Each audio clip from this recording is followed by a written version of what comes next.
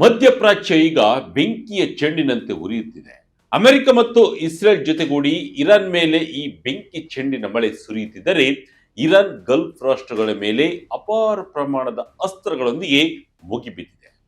ಈ ಬಡಿದಾಟದಿಂದಾಗಿ ಮಧ್ಯಪ್ರಾಚ್ಯದಲ್ಲಿ ಶಾಂತಿ ಮರೀಚಿಕೆಯಾಗಿದೆ.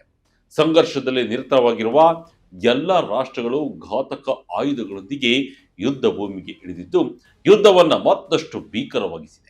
ಅಮೆರಿಕ ಮತ್ತು ಇಸ್ರೇಲ್ ಬಳಿ ಅತ್ಯಾಧುನಿಕ ಶಸ್ತ್ರಗಳ ಭಂಡಾರವೇ ಇದ್ದು, ಇರಾನ್ ಕೂಡ ತನ್ನ ಬತ್ತಳಿಕೆಯಲ್ಲಿರುವ ಎಲ್ಲ ಕ್ಷಿಪಣಿಗಳನ್ನ ಖಾಲಿ ಮಾಡುವ ಪ್ರತಿಜ್ಞೆ ಮಾಡಿದೆ.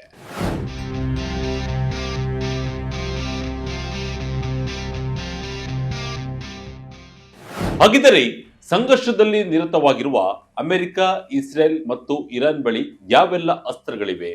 ಈ ಪ್ರಶ್ನೆಗೆ ಉತ್ತರ ನಿಜಕ್ಕೂ ರೋಚಕವೂ ಮತ್ತು ಆತಂಕಕಾರಿಯೂ ಆಗಿದೆ.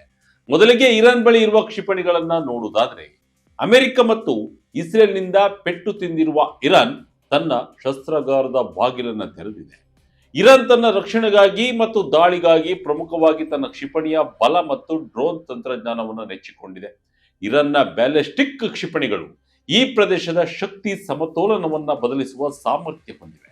1500ರಿಂದ 2000 ಕಿಲೋಮೀಟರ್ ವ್ಯಾಪ್ತಿಯನ್ನು ಹೊಂದಿರುವ ಶಹಬ್ 3 ಮತ್ತು ಖೈಬರ್ ಶೇಖರ್ನಂತಹ ಕ್ಷಿಪಣಿಗಳು ಇಡೀ ಇಸ್ರೇಲ್ ಮತ್ತು ಮಧ್ಯಪ್ರಾಚ್ಯಾದ್ಯಂತ ಇರುವ ಅಮೆರಿಕದ ಸೇನಾ ನೆಲೆಗಳನ್ನ ಗುರಿಯಾಗಿಸಬಲ್ಲವು. ಇರಾನ್ ಕ್ಷಿಪಣಿ ಸಾಮರ್ಥ್ಯ. ಇರಾನ್ ಡ್ರೋನ್ ತಂತ್ರಜ್ಞಾನ. ಇರಾನ್ ಮಧ್ಯಪ್ರಾಚ್ಯದಲ್ಲಿಯೇ ಅತಿದೊಡ್ಡ ಮತ್ತು ವೈವಿಧ್ಯಮಯ ಕ್ಷಿಪಣಿ ಸಂಗ್ರಹವನ್ನು ಹೊಂದಿದೆ. ಇದರಲ್ಲಿ ಅಲ್ಪ ವ್ಯಾಪ್ತಿಯ ಫತೇಹ್, ಜೋಲ್ಫಾಘರ್ ಕ್ಷಿಪಣಿಗಳು ಸೇರಿವೆ. ಹಾಗೆಯೇ ಮಧ್ಯಮ ವ್ಯಾಪ್ತಿಯ ಶಹಬ್ 3, ಯಮದ್ ಗದ್ರಾ ಬ್ಯಾಲಿಸ್ಟಿಕ್ ಕ್ಷಿಪಣಿಗಳ ಭಂಡಾರ ಇದೆ. ಈ ಕ್ಷಿಪಣಿಗಳು ಇಸ್ರೇಲ್ ಮತ್ತು ಗಲ್ಫ್ ರಾಷ್ಟ್ರಗಳಲ್ಲಿರುವ ಅಮೆರಿಕದ ಮಿಲಿಟರಿ ನೆಲೆಗಳನ್ನ ತಲುಪುವ ಸಾಮರ್ಥ್ಯ ಹೊಂದಿವೆ. ಅದೇ ರೀತಿ ಆಧುನಿಕ ವಾಯುಪಡೆಯ ಕೊರತೆಯನ್ನ ನೀಗಿಸಲು ಇರಾನ್ ಡ್ರೋನ್ಗಳನ್ನ ತನ್ನ ರಕ್ಷಣಾ ತಂತ್ರದ ಬೆನ್ನೆಲುಬಾಗಿ ಬಳಸುತ್ತಿದೆ. ಕಡಿಮೆ ಎತ್ತರದಲ್ಲಿ ಹಾರುವ ಈ ಡ್ರೋನ್ಗಳು ಪತ್ತೆ ಹಚ್ಚುವುದು ಕಷ್ಟಕರವಾಗಿದ್ದು, ಇಸ್ರೇಲ್ನ ವಾಯು ರಕ್ಷಣಾ ವ್ಯವಸ್ಥೆಯನ್ನ ಭೇದಿಸಲು ಇವುಗಳನ್ನ ದೊಡ್ಡ ಸಂಖ್ಯೆಯಲ್ಲಿ ಬಳಸಲಾಗುತ್ತದೆ.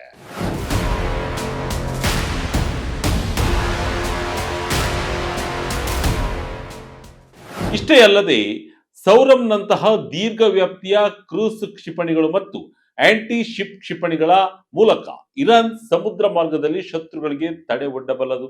ವಿಶೇಷವಾಗಿ ಹಾರ್ಮುಜ್ ಜಲಸಂಧಿಯಂತಹ ಆಯಕಟ್ಟಿನ ಜಾಗಗಳಲ್ಲಿ ಅಮೆರಿಕದ ನೌಕಾಪಡೆಗೆ ಸವಾಲು ಹಾಕಲು ಇರಾನ್ ವೇಗದ ದಾಳಿ ದೋಣಿಗಳನ್ನ ಬಳಸುತ್ತದೆ. ಇರಾನ್ ನೇರ ಯುದ್ಧಕ್ಕಿಂತ ಹೆಚ್ಚಾಗಿ ಅಸಮ್ಮತಿಸಿದ ಯುದ್ಧ ತಂತ್ರದ ಮೇಲೆ ಹೆಚ್ಚು ಅವಲಂಬಿತವಾಗಿದೆ.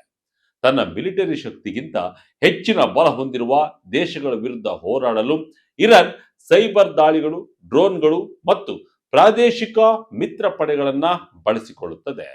ಇರಾನ್ನ ವಾಯುಪಡೆಯು ಹಳೆಯ ವಿಮಾನಗಳನ್ನು ಹೊಂದಿದ್ದು, ಅಮೆರಿಕದ ಮತ್ತು ಇಸ್ರೇಲ್ನ ಅತ್ಯಾಧುನಿಕ ರಕ್ಷಣಾ ವ್ಯವಸ್ಥೆಗಳ ಮುಂದೆ ದುರ್ಬಲವಾಗಿದೆ.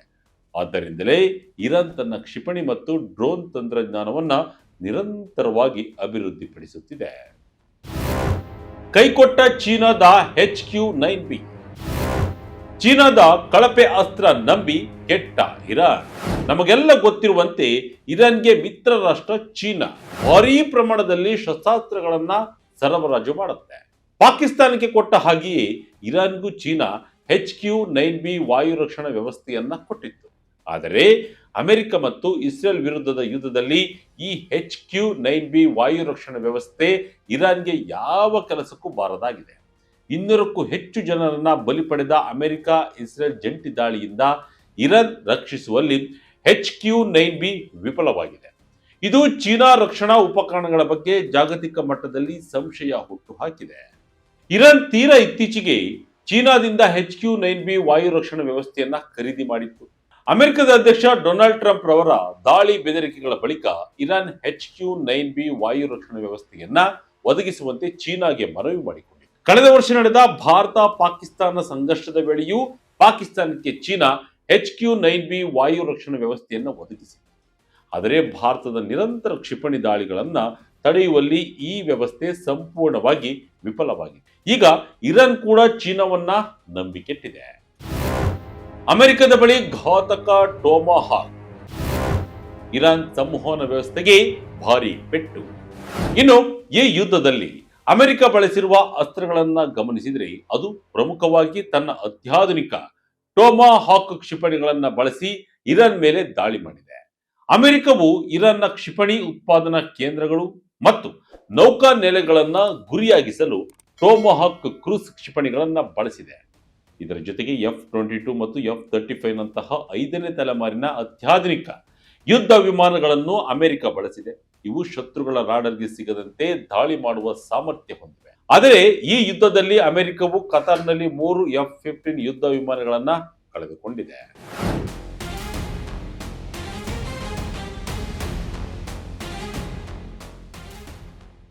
ಇನ್ನು ಕೇವಲ ಭೌತಿಕ ದಾಳಿಯಷ್ಟೇ ಅಲ್ಲದೆ ಅಮೆರಿಕವು ಇರಾನ್ನ ಸಂವಹನ ವ್ಯವಸ್ಥೆಯನ್ನು ಹದಗೆಡಿಸಲು ಅತ್ಯಾಧುನಿಕ ಸೈಬರ್ ದಾಳಿಗಳನ್ನು ನಡೆಸಿದೆ ಎಂದು ವರದಿಯಾಗಿದೆ. ಈ ಯುದ್ಧದಲ್ಲಿ ಬಳಕೆಯಾದ ಶಸ್ತ್ರಾಸ್ತ್ರಗಳು ಚೀನಾದ ಗಡಿಯ ಸಮೀಪವಿರುವ ಅಮೆರಿಕದ ಮಿಲಿಟರಿ ನೆಲೆಗಳಲ್ಲೂ ನಿಯೋಜಿತವಾಗಿವೆ.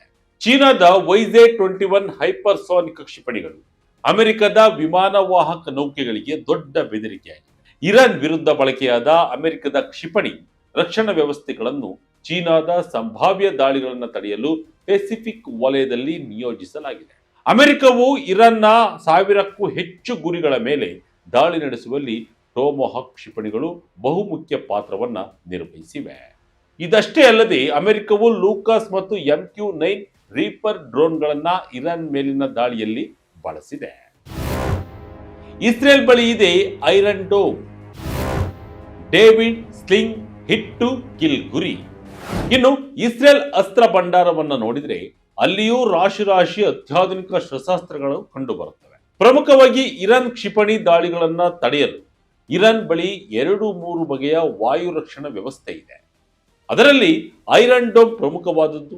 ಐರನ್ ಡೋಮ್ ಇಸ್ರೇಲ್ನ ಮೊದಲ ರಕ್ಷಣಾ ಮಾರ್ಗವಾಗಿದ್ದು 4 ರಿಂದ 70 ಕಿಲೋಮೀಟರ್ ದೂರದಲ್ಲಿರುವ ಅಲ್ಪ ಶ್ರೇಣಿಯ ರಾಕೆಟ್ಗಳು ಮತ್ತು ಡ್ರೋನ್ಗಳನ್ನ ಪ್ರತಿಬಂಧಿಸಲು ನಿರ್ಮಿಸಲಾಗಿದೆ.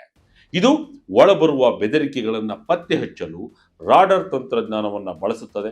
ಒಂದು ವೇಳೆ ಶತ್ರು ಕ್ಷಿಪಣಿಯ ಜನನಿಬಿಡ ಪ್ರದೇಶದ ಕಡೆ ನುಗ್ಗಿದ್ರೆ ಅದರ ಮೇಲೆ ಗುಂಡು ಹಾರಿಸುತ್ತದೆ.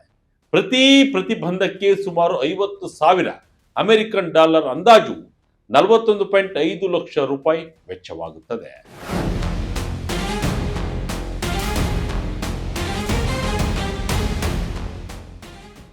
ಇನ್ನು ಇಸ್ರೇಲ್ ಬಳಿ ಡೇವಿಡ್ನ ಸ್ಲಿಂಗ್ ಹೆಸರಿನ ಮತ್ತೊಂದು ವಾಯು ರಕ್ಷಣಾ ವ್ಯವಸ್ಥೆ ಇದ್ದು ಇದು 40 ರಿಂದ 300 ಕಿಲೋಮೀಟರ್ ದೂರದಿಂದ ಹಾರಿಸಲಾದ ಯುದ್ಧ ತಂತ್ರದ ಬ್ಯಾಲಿಸ್ಟಿಕ್ ಕ್ಷಿಪಣಿಗಳನ್ನ ಪ್ರತಿಬಂಧಿಸುತ್ತದೆ. ಇದು ನಿಖರವಾದ ಹಿಟ್ ಲುಕ್ ಕಿಲ್ ತಂತ್ರಜ್ಞಾನವನ್ನ ಬಳಸುತ್ತದೆ. ಸಾಂಪ್ರದಾಯಿಕ ಸಿಡಿತಲೆ ಸ್ಫೋಟಕ್ಕಿಂತ ಹೆಚ್ಚಾಗಿ ಹೆಚ್ಚಿನ ವೇಗದ ಪ್ರಭಾವದ ಮೂಲಕ ಒಳಬರುವ ಬೆದರಿಕೆಗಳನ್ನ ನಾಶಪಡಿಸುತ್ತದೆ. ಅಷ್ಟೇ ಅಲ್ಲ, ಇಸ್ರೇಲ್ ಬಳಿ ಏರೋ 2 ಹೆಸರಿನ 150 ಕಿಲೋಮೀಟರ್ ವ್ಯಾಪ್ತಿಯ 3ನೇ ವಾಯು ರಕ್ಷಣಾ ವ್ಯವಸ್ಥೆ ಇದ್ದು ಇದು ಶತ್ರುಗಳ ಸಣ್ಣ ಮಧ್ಯಮ ಶ್ರೇಣಿಯ ಬ್ಯಾಲಿಸ್ಟಿಕ್ ಕ್ಷಿಪಣಿಗಳನ್ನು ಹೊಡೆಯುವ ಮೊದಲು ಹೊಡೆದುರುಳಿಸಲು ವಿನ್ಯಾಸಗೊಳಿಸಲಾಗಿದೆ. ಇದು ಭೂಮಿಯ ವಾತಾವರಣದೊಳಗೆ ಕಾರ್ಯನಿರ್ವಹಿಸುತ್ತದೆ. ಒಳಬರುವ ಇರಾನ್ ಕ್ಷಿಪಣಿಗಳನ್ನು ನಾಶ ಮಾಡಲು ಸಾಮೀಪ್ಯ ಆಧಾರಿತ ಸ್ಫೋಟಕವನ್ನ ಬಳಸುತ್ತದೆ. ಅಮೆರಿಕ ಮತ್ತು ಇಸ್ರೇಲ್ ಜಂಟಿಯಾಗಿ ಈ ವಾಯು ರಕ್ಷಣಾ ವ್ಯವಸ್ಥೆಯನ್ನ ಅಭಿವೃದ್ಧಿಪಡಿಸಿವೆ.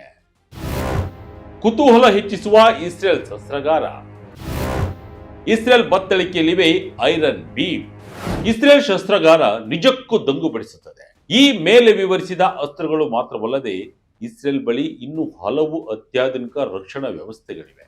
ಅವುಗಳಲ್ಲಿ ಪ್ರಮುಖವಾಗಿ ಏರೋ 3 ಉನ್ನತ ಶ್ರೇಣಿಯ ಪ್ರತಿಬಂಧಕವಾಗಿದ್ದು ಭೂಮಿಯ ವಾತಾವರಣದ ಹೊರಗೆ ದೀರ್ಘ ಶ್ರೇಣಿಯ ಬ್ಯಾಲಿಸ್ಟಿಕ್ ಕ್ಷಿಪಣಿಗಳನ್ನ ನಾಶ ಮಾಡುವ ಸಾಮರ್ಥ್ಯವನ್ನ ಹೊಂದಿದೆ. 2400 ಕಿಲೋಮೀಟರ್ಗಳ ವ್ಯಾಪ್ತಿಯೊಂದಿಗೆ ಇದು ಬಾಹ್ಯಾಕಾಶ ಬೆದರಿಕೆಗಳನ್ನ ಸುರಕ್ಷಿತವಾಗಿ ತಟಸ್ಥಗೊಳಿಸುತ್ತದೆ. ಇತ್ತೀಚಿನ ಸಂಘರ್ಷದಲ್ಲಿ ಇರಾನ್ ತನ್ನ ರಾಡರ್ ಮತ್ತು ಟ್ರ್ಯಾಕಿಂಗ್ ಮಿತಿಗಳನ್ನ ಮೀರಿಸಲು ಇಸ್ರೇಲಿ ಪ್ರದೇಶದ ಮೇಲೆ 200ಕ್ಕೂ ಹೆಚ್ಚು ಬ್ಯಾಲಿಸ್ಟಿಕ್ ಕ್ಷಿಪಣಿಗಳನ್ನು ಹಾರಿಸಿತು. ಕೆಲವು ಸ್ಫೋಟಕಗಳು ಗುರಾಣಿಯನ್ನ ಭೇದಿಸಿದರೆ ಸಂಯೋಜಿತ ಏರೋ ಶ್ರೇಣಿ ಮತ್ತು ಡೇವಿಡ್ ಸ್ಲಿಂಗ್ ನೆಟ್ವರ್ಕ್ ಈ ಹೆಚ್ಚಿನ ವೇಗದ ಬೆದರಿಕೆಗಳಲ್ಲಿ 90%ಕ್ಕಿಂತ ಹೆಚ್ಚಿನ ಕ್ಷಿಪಣಿಗಳನ್ನ ಆಗಸದಲ್ಲೇ ನಾಶಪಡಿಸಿವೆ.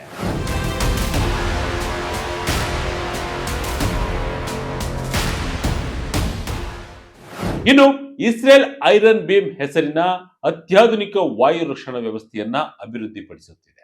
ಇದು ಇಸ್ರೇಲ್ನ ಕ್ಷಿಪಣಿ ಪ್ರತಿಬಂಧಕ ನಿರ್ಮಾಣದ ಆರ್ಥಿಕ ಹೊರೆಯನ್ನ ಗಮನಾರ್ಹವಾಗಿ ತಗ್ಗಿಸುತ್ತದೆ. ಇದು ಒಂದು ಹೈ ಪವರ್ ಲೇಸರ್ ಆಯುಧವಾಗಿದ್ದು ಪ್ರತಿ ಶಾಟ್ಗೆ ಕೆಲವೇ ಡಾಲರ್ ವೆಚ್ಚದಲ್ಲಿ ಡ್ರೋನ್ಗಳು ಮತ್ತು ಮಾರ್ಟರ್ಗಳನ್ನು ನಾಶ ಮಾಡಲು ವಿನ್ಯಾಸಗೊಳಿಸಲಾಗಿದೆ. ಇದು ಅಂತಿಮವಾಗಿ ಐರನ್ ಡೋಮ್ ಜೊತೆಗೆ ಅಗ್ಗದ ವಾಸ್ತವಿಕವಾಗಿ ಅನಿಯಮಿತ ಮದ್ದುಗುಂಡು ಪೂರೈಕೆಯನ್ನ ಒದಗಿಸುತ್ತದೆ. ಬ್ಯಾಲಿಸ್ಟಿಕ್ ಕ್ಷಿಪಣಿಗಳ ವಿರುದ್ಧ ರಕ್ಷಣೆ ನೀಡುವುದು ಭಾರಿ ಆರ್ಥಿಕ ಹೊರೆಯಾಗಿದೆ. ಇದಾಗಿತ್ತು ಈ ಕ್ಷಣದ ಇಂಟ್ರೆಸ್ಟಿಂಗ್ ಸ್ಟೋರಿ. ಇದೇ ರೀತಿಯ ಸ್ಟೋರಿಗಾಗಿ Vijaya Karnataka website, YouTube page, Facebook page follow ಮಾಡ್ತಾ ಇರಿ. ಧನ್ಯವಾದಗಳು.